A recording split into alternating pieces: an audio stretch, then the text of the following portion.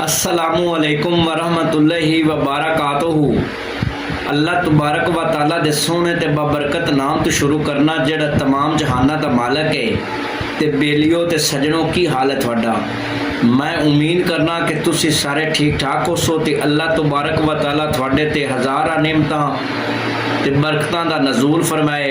ते तुसा मेरा यूट्यूब चैनल रै ज़फर इकबाल ट्रिपल के वेख रहे हो ते मेरे चैनल नू सबसक्राइब भी करना है, लाइक भी करना है ते बैल आइकन नू लाजमी दबा लेना है। ते अज दी गल दा आगाज़ करने हैं।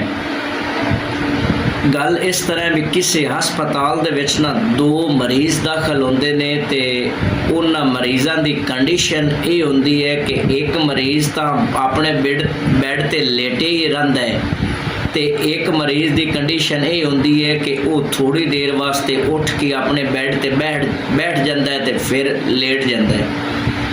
ते जेड़े कमरे दे विच होंदे ने ना, एक मरीज़ का जिहड़ा बैड है वो एक खिड़की होंदी उहदे नाल हुंदा है ते वह बाहर दा मंजर ते नज़ारा वेखदा है। ते एक जिहड़ा उठ के नहीं ना बैठदा उहदा कमरे दे विचले सानी बैड हुंदा है।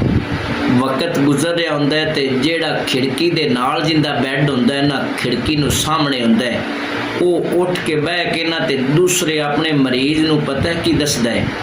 वो आखदा है कि बाहर दा जेड़ा मंजर है ना, बाहर दे जेड़े हालात ने, एक बाग है ते बाग बड़ा खूबसूरत है, बड़े फल ने, बड़े फूल खिले हुए ने ते उस बाग दे विचों एक ना नहर गुजर रही है ते नहर दे विच बच्चे ते जवान ते बूढ़े नहा रहे ने ते बाहर दी दुनिया ना बड़ी खूबसूरत है। ते जदों वो जेड़ा मरीज़ है ना दूसरे मरीज़ नू इतनियां गल्लां सुणाइंदा है ना, बाहर दे रोज़ाना हालात दसदा है ते वो जेड़ा मरीज़ लेटिया है उनका वक्त जेड़ा है ना वो अपना ना तसव्वुर दी दुनिया जाके ना ते मगन हो जाता है ते उन्हां गल्लां बातां नू सोचदा सोचदा ना वक्त उनका गुजरता रहता है।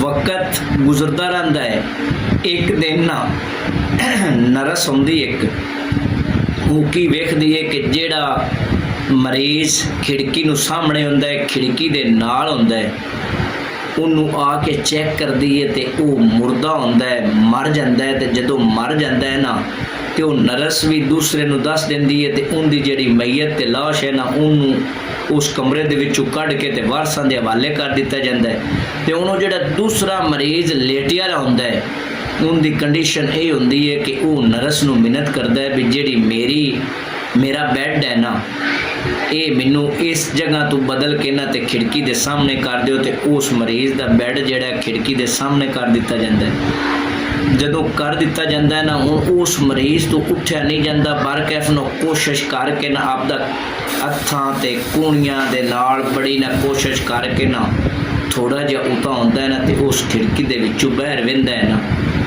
ते बाहर तो कुछ भी नहीं होंदा, अग्गों सामने दीवार नज़र आउंदी पई हुंदी, होर कोई चीज़ ही नहीं होंदी।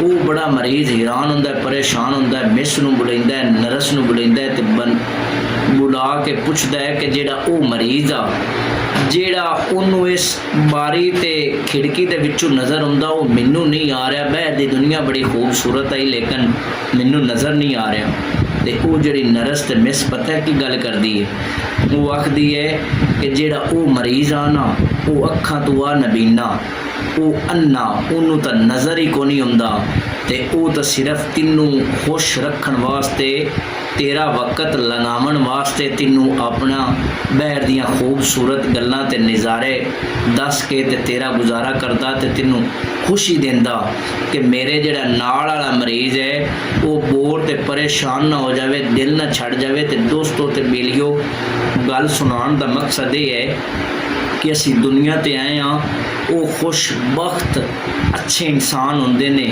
जेड़े दूसरे लोगों वास्ते ना खुशियां दा समान पैदा करते ने, उन्होंने खुशियां देंदे ने ना कि गम। इस वास्ते सानू सारिਆਂ ਨੂੰ चाहिए है कि अपने इर्द गिर्द अपने मुआशरे दे अंदर अपने जेड़े आडी गवाडी ने उन्होंने दुख ना पहुँचावीए बल्कि उन्होंने खुशियां देवीए ताकि साडी दुनिया भी बने ते आखरत भी बने। अल्लाह ताला मेरे बेलियां ते सजना नू खुश रखे। अल्लाह निगहबान।